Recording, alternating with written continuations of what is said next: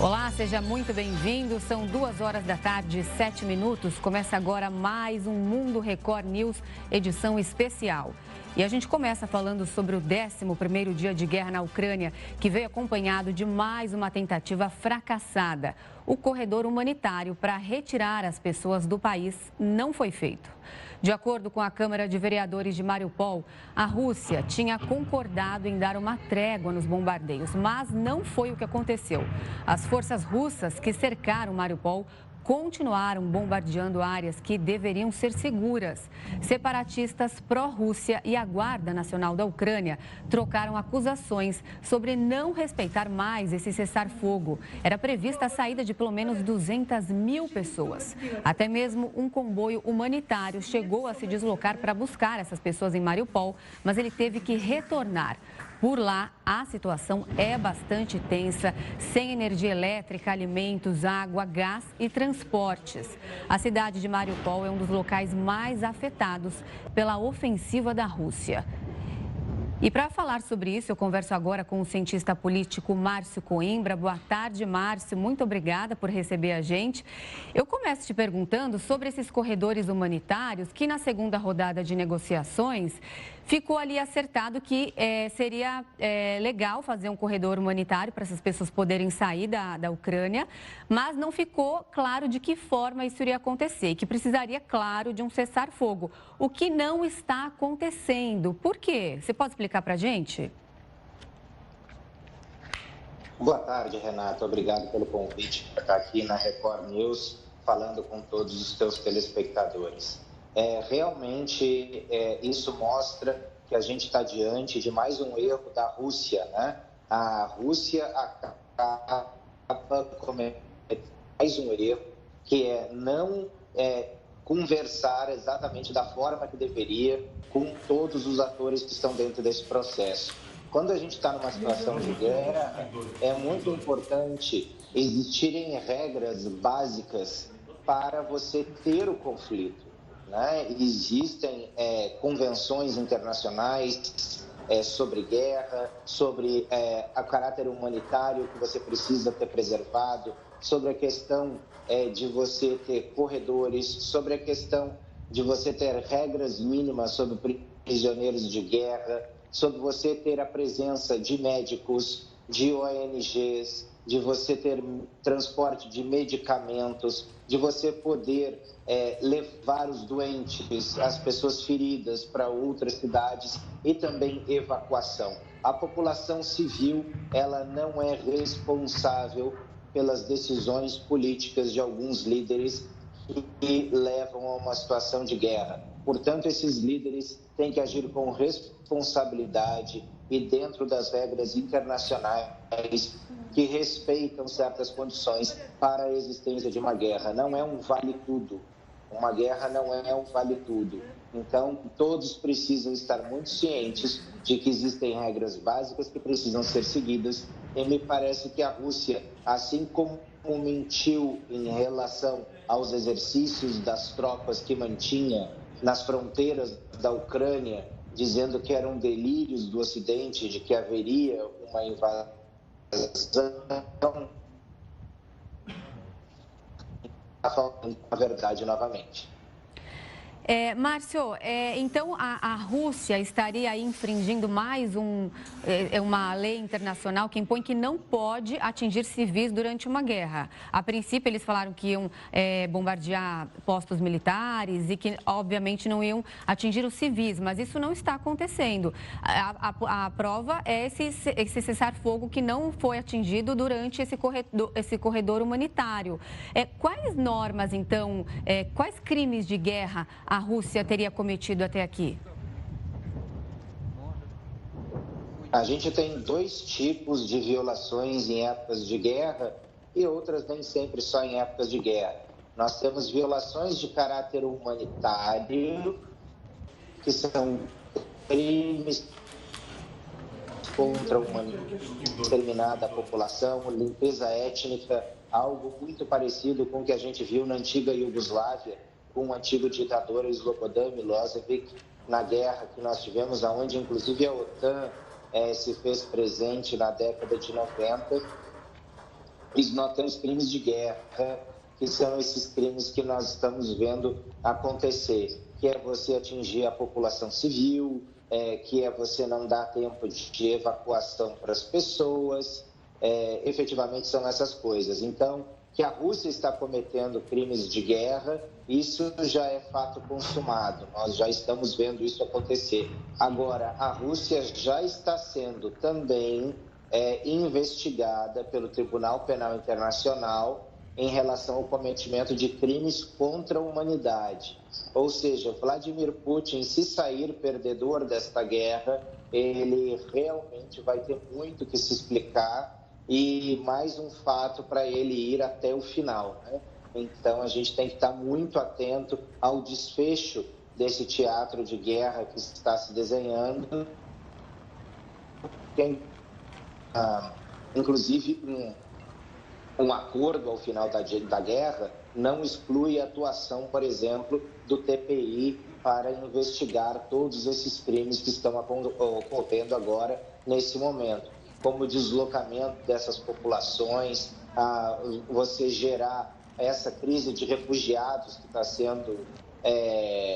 sendo gerada, ou o ataque a prédios civis que nós estamos vendo, né? A Record mostrou ontem o ataque a prédios civis que estão sendo realizados, né? E existem outras regras básicas que você precisa que hospitais continuem funcionando. Você tem crianças, como reportagens de vocês já mostraram também, que estão em tratamento de câncer em zonas de guerra, em hospitais, que tiveram que passar para o subsolo e está faltando também já material de quimioterapia para essas crianças. Então, quer dizer, certas coisas precisam ser preservadas em uma época de guerra. Não pode ser um vale-tudo, como nós estamos vendo em determinadas situações. Então, a Rússia certamente será responsabilizada por isso e as sanções, elas já vão nesse sentido. Já vão no sentido da revolta do Ocidente também em relação às ações que Vladimir Putin tem tomado na Ucrânia. No caso do Tribunal Penal Internacional, por exemplo, como que a Rússia pode pagar por isso? Qual a pena de Vladimir Putin? Sim, Vladimir Putin pode ser preso pelo Tribunal Penal Internacional, como foi Slobodan Milosevic na guerra da Iugoslávia. Então, quer dizer, não é em todos os casos que isso acontece, mas aonde o Tribunal Penal Internacional consegue estender as suas atividades e atingir determinados líderes, isso acontece. Nós esperamos que realmente isso aconteça, porque realmente na Segunda Guerra Mundial nós tivemos que ter, como não existia um Tribunal Penal Internacional, nós tivemos tribunais pós-guerra. O Tribunal de Nuremberg é o mais famoso deles, que foi o tribunal que julgou os crimes do nazismo, né? Que foram especialmente crimes contra a vida, extermínio, crimes contra a humanidade. Então, logo depois disso, a comunidade internacional se mobilizou e com a criação do Tribunal Penal Internacional, você tem uma entidade permanente. Você não tem tribunais como nós chamamos ad hoc, como foi o de Nuremberg, para situações específicas. Você tem um Tribunal Penal Internacional com regras permanentes que fica em constante atividade e capaz de julgar estes crimes de guerra e crimes contra a humanidade. Ô, Márcio, agora a gente está falando aí de Mariupol, que as pessoas não conseguiram sair, né, pelo segundo dia seguido. Eu queria que você falasse um pouco sobre a importância estratégica dessa cidade, que a gente sabe que ela fica ali, ela é uma cidade ali de porto, litorânea, ela fica perto de Donbás, perto de Kherson, que já foi tomada. Agora me parece que eles estão indo com tudo para cima de Mariupol e que seria a próxima cidade que seria tomada, então, pelas tropas russas. Qual que é o interesse por trás em tomar essa cidade? Renata, essa pergunta é muito importante porque ela liga a questão da Crimeia, que nós vimos que foi tomada pela Rússia em 2014. Da região de Donbás até a Crimeia, Mariupol fica exatamente entre essas duas regiões. E no momento que ela for tomada, se cria um corredor que vai desde o Donbás, das regiões de Lugansk e Donetsk, até o sul, até a Crimeia. Então, a Rússia fica com completo controle do mar de Azov, de toda aquela região ali, e tendo a Crimeia, já ela também fica com controle para o Mar Negro. Então, estrategicamente, ela é muito importante. E também já foram encontradas jazidas de petróleo, tanto no Mar de Azov quanto no Mar Negro, dos dois lados da Crimeia. E você tomando essa cidade, essa costa onde fica o petróleo, ela passa a ser uma costa russa também. Então, é um petróleo que passa a ser um petróleo russo. Então, existem interesses econômicos diante dessa situação, interesses geopolíticos estratégicos, porque aí é fechado toda a zona litorânea do sudeste da Ucrânia, do Donbás até a Crimeia. Então, a cidade de Mariupol ela é muito importante em função de todas essas características geopolíticas e também econômicas. Você acredita, então, que a partir da tomada de Mariupol, o próximo passo seria a cidade de Odessa, que a gente viu várias pessoas... Ah, tá bom. Peraí que daqui a pouco a gente continua sobre esse assunto, que tem mais uma notícia aqui para a gente repercutir, do presidente ucraniano Volodymyr Zelensky. Ele disse hoje, em um vídeo publicado em uma rede social, que os russos se preparam para atacar Odessa. É exatamente isso que eu estava dizendo. Ele declarou que o ato será um crime militar e um crime histórico. A cidade de mais de 1 milhão de habitantes é considerada estratégica porque abriga o porto mais importante do sul do país.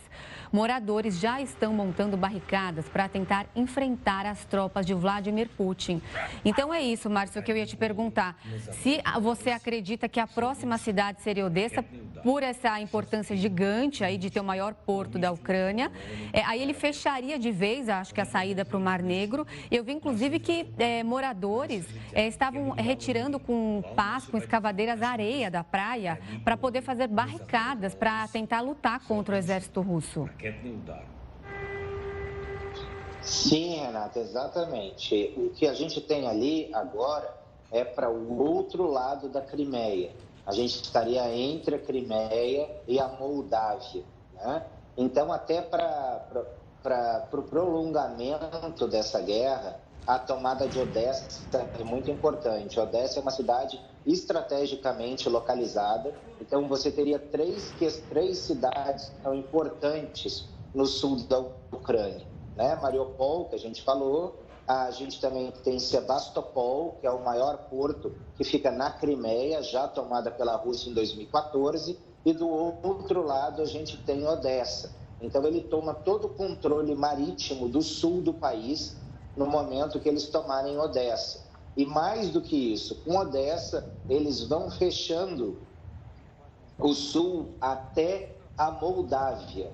Existe, a Moldávia é uma outra república que era uma república soviética, é um pequeno país que fica no sudoeste da Ucrânia, e esse país ele pode vir a ser atacado logo depois da Ucrânia, porque ele faz parte dessa política estratégica de Vladimir Putin para aquela região.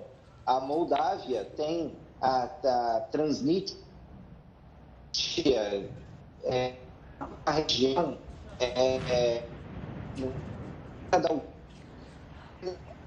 Ô, Márcio, a gente está com um probleminha na sua conexão. A gente vai tentar restabelecer a sua conexão e eu te chamo daqui a pouco, tá bom? Já, então, a gente volta com o Márcio Coimbra, cientista político. Agora a gente vai falar do presidente Vladimir Putin, que ele ameaça expandir a guerra caso outros países da região tentem fazer uma zona de exclusão aérea contra os aviões russos. Um discurso com tom de ameaça. O presidente russo Vladimir Putin disse hoje que as sanções impostas pelo Ocidente são uma declaração de guerra. Uma mensagem que pode transmitir o receio apresentado por conselheiros do governo americano de Joe Biden e por líderes europeus.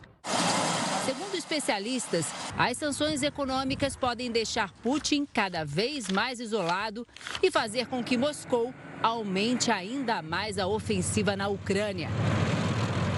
Para esse especialista em relações internacionais, as sanções atingem também oligarcas ligados ao presidente russo, o que pode colaborar para que ele perca ainda mais apoio. São grandes magnatas russos, bilionários, e a qualquer momento eles podem passar a questionar por que eles estão apoiando se eles estão sendo prejudicados pessoalmente. Vladimir Putin disse ainda que o país que tentar impor uma zona de exclusão aérea na Ucrânia estará automaticamente participando da guerra e vai arcar com consequências catastróficas. A medida consiste em regiões demarcadas, em que as aeronaves são impedidas de voar e funcionam para vigiar e impedir possíveis ataques. Essa defesa aérea citada por Putin foi um dos pedidos do presidente ucraniano à OTAN, a aliança militar formada por 30 países, incluindo os Estados Unidos. A organização manteve a posição de não participar efetivamente do conflito. Volodymyr Zelensky reagiu e disse que, a partir de agora, as mortes na guerra são responsabilidade da OTAN. Faz mais de 80 anos que algo desse tipo não acontece, desde a Segunda Guerra. Eu acho que as sanções do Ocidente estão, sim, deixando o Putin encurralado, estão tendo, além de um efeito em relação a ele, um efeito na população. Os preços de vários produtos estão subindo na Rússia, a moeda do país está tendo uma desvalorização e talvez a maior preocupação do Putin seja ele perder esse apoio desse círculo de amizade, e uma resposta para isso é ele aumentar o tom, até mesmo com uma ameaça nuclear. E a gente volta a falar agora com o cientista político Márcio Coimbra. Márcio, primeiro eu já quero repercutir com você as informações dessa reportagem. Só conclui o que você estava dizendo, que eu achei muito importante, sobre o temor da Moldávia de ser o próximo país a ser invadido pela Rússia, por favor. Isso, Renata. Existe uma região que se chama... Ali existe um grupo separatista que é a fronteira da Ucrânia com a Moldávia.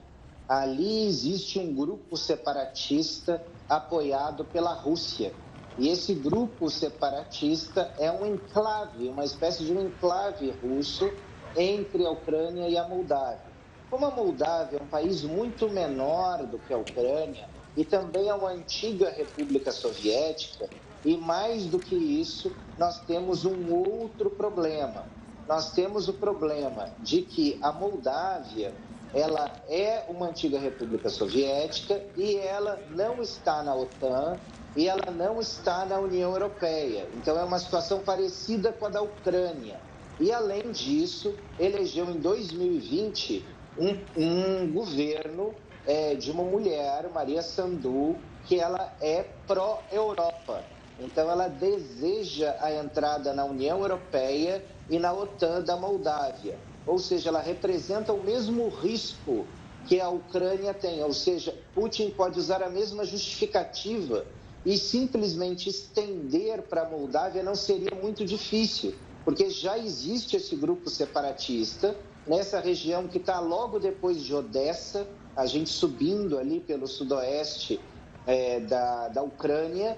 Então, ele já tomando Odessa, ele já se junta à Transnistria e, a partir dali, pode se armar a tomada da Moldávia, depois de se tomar a Ucrânia, em pouquíssimo tempo. Então, seria um segundo país que a OTAN e a Europa também não teriam como parar Putin, pelo mesmo motivo que não tem como parar a Ucrânia. Então, Odessa se torna muito estratégica a partir desse momento, tanto para a Ucrânia como também para a Moldávia, e para essa guerra acabar se estendendo, evitar que essa guerra se estenda para um segundo país, o que é muito possível e depois da tomada de Odessa talvez até provável. E seria muito mais fácil, digamos assim, né, para Vladimir Putin, porque a Ucrânia é um país grande, muita gente não sabe, mas, se não me engano, 40 milhões de pessoas. E a Moldávia, como você falou, é um país pequeno. Você tem ideia de qual o tamanho da população? Não, mas eu vejo aqui muito rápido, mas é um país bem pequeno, sim. E é um país que, hoje, por ter um governo pró-Ocidente, é um lugar que também gera esse mesmo problema. Olha, é um país de 2,6 milhões de pessoas. Então é bem pequenininho. 2,5 milhões de pessoas, é bem pequeno. Então, mas é um país independente, membro da ONU, independente desde 1991 e que faz fronteira depois ali com a Romênia, que é um país da OTAN. Então, Vladimir Putin teria essa justificativa. Antes que a Moldávia entre na OTAN, eu levo as fronteiras da influência russa para as barbas da OTAN na Romênia. Entendi, muito bem explicado. Agora, para a gente falar sobre as informações que a gente assistiu aqui na reportagem, sobre a exclusão aérea, que a gente viu na sexta-feira o Volodymyr Zelensky pedindo demais para que a OTAN criasse esse espaço de exclusão aérea aí sobre a Ucrânia. E a OTAN disse que não seria possível fazer isso. Queria que você explicasse para a gente o que seria esse espaço, para quem está em casa entender, e se realmente a OTAN não vai interferir a respeito disso. Não, uma zona de exclusão aérea é aquilo que a gente viu, por exemplo, na época da guerra do Iraque, que foi criada depois da guerra zonas de exclusão aérea ao norte e ao sul do Iraque, onde Saddam Hussein não poderia ultrapassar aqueles limites. O Vladimir Zelensky, claro, está tentando preservar o seu país pedindo uma zona de exclusão aérea. Mas a patrulha de uma zona de exclusão aérea, sendo feita a partir da OTAN, leva a OTAN para o conflito. E é o que todo mundo quer evitar neste momento, a não ser Volodymyr Zelensky, é a entrada da OTAN no conflito. Por uma situação muito simples. Do outro lado, nós temos um regime que tem 6.300 ogivas nucleares, que é Vladimir Putin. Ou seja, se a OTAN ela se engaja nesta guerra e, a partir daí, a Rússia possa atacar algum país da OTAN e a OTAN entrando no teatro da guerra, nós podemos, a evolução desse teatro de guerra, se tornar um teatro de guerra nuclear. E é isso que todo mundo quer evitar. Porque uma guerra nuclear, Renata, ela não respeita fronteiras políticas. Se a gente tiver uma bomba ou um acidente nuclear em qualquer região, a radiação pode se espalhar rapidamente por toda a Europa, tornando a Europa um lugar talvez inabitável por 300 milhões de anos. E é exatamente isso, 300 milhões de anos. Ou seja, fica inabitável para sempre. Então, quer dizer, ninguém quer jogar um jogo aonde você tenha do outro lado uma capacidade destruidora nuclear. As pessoas fazem um paralelo equivocado com outras duas situações. A questão da Iugoslávia, que eu já mencionei aqui, na década de 90, que a OTAN acabou defendendo países que não faziam parte da OTAN, mas do outro lado nós não tínhamos uma força militar com poderio nuclear. Isso é muito importante. E, voltando 90 anos atrás, quando Hitler fez os acordos de Munique com a Europa, tentando evitar a Segunda Guerra, cedendo parte do território da Tchecoslováquia para o Hitler, muitas pessoas estão dizendo, isso é a mesma coisa que está se fazendo. Se tivesse separado Hitler antes, teria sido mais fácil. Ok, mas Hitler não detinha armamento nuclear. As guerras eram completamente diferentes. Se a gente não tivesse uma situação de potencial de destruição mútua do planeta dos dois lados, nesse momento, claro que a OTAN já teria invadido do outro lado, pelo oeste, já estaria tentando libertar a Ucrânia. Mas a gente vive, Renata, um período na história onde a gente tem uma capacidade real de destruição da vida no planeta inteiro. Então, quer dizer, é uma situação com a qual a gente não pode brincar. Não é igual a nenhuma guerra que a gente viveu no passado. Esse potencial nuclear é algo realmente de condições catastróficas e que pode levar não só à destruição da Ucrânia, da Rússia, da Europa, mas como pode levar o mundo inteiro a um inverno nuclear e você dizimar bilhões de pessoas, se não terminar com a vida no planeta inteiro, dependendo do potencial destrutivo de armas nucleares que forem usadas.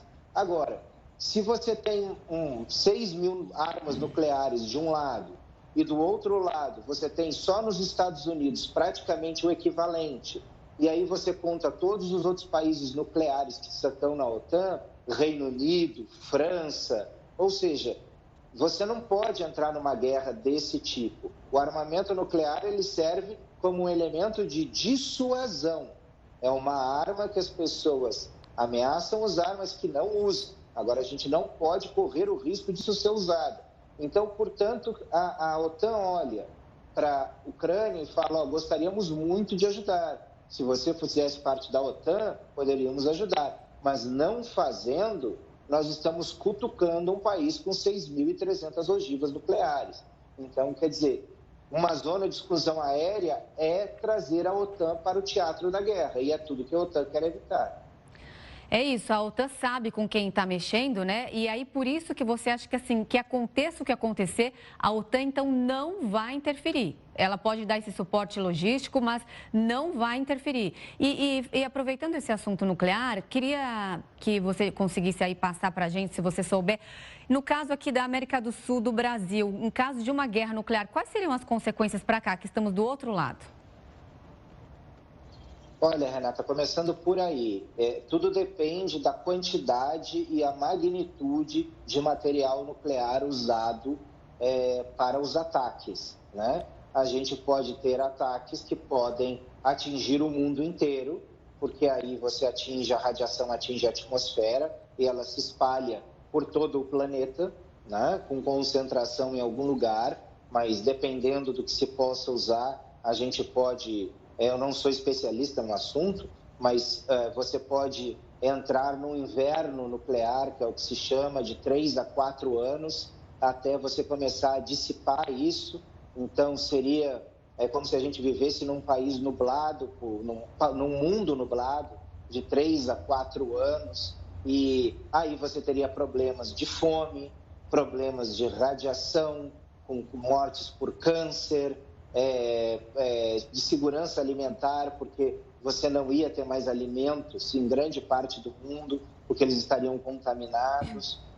Ou seja, pode chegar ao Brasil, pode chegar ao mundo inteiro, ou pode ficar concentrado lá. A gente tem que lembrar que as armas nucleares, desde Hiroshima e Nagasaki, evoluíram muito e elas têm um potencial de destruição hoje infinitamente maior do que em 1945, né? Então, a gente precisa ter muita ciência de que a gente está lidando com uma pessoa que a gente não sabe como a estabilidade emocional do Vladimir Putin mas que ele tem os códigos para usar 6.300 ogivas.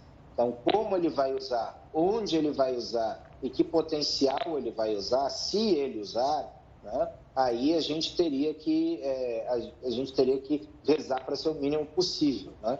Mas realmente isso pode acontecer, especialmente se a OTAN entrar no conflito. Então, a chance da OTAN entrar no conflito hoje é praticamente zero.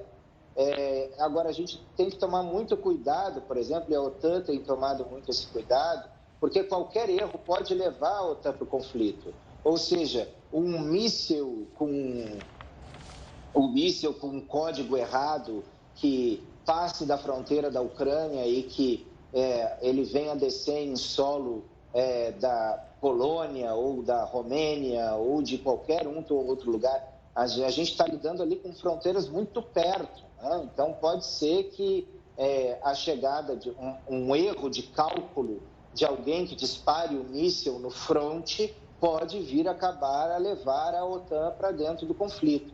Então, tudo o que as pessoas querem hoje é arranjar o fim do conflito de forma negociada, mesmo que se abra a mão de parte da Ucrânia, para evitar um conflito entre os russos e entre a OTAN. E acredito que, espero que isso se consiga, mesmo que tenha que se perder a Ucrânia para as mãos de Vladimir Putin nesse momento, porque a opção pode ser uma opção que leve a um conflito nuclear. E essa é a principal preocupação que existe no mundo hoje. Entendi. Márcio, eu vou pedir um minutinho, peço para você ficar com a gente, já te chamo daqui a pouquinho. Os caças russos sobrevoaram a cidade perto de Kiev. Bombas destruíram áreas residenciais e um avião russo foi abatido. É o que nós vamos ver já já, logo depois do intervalo.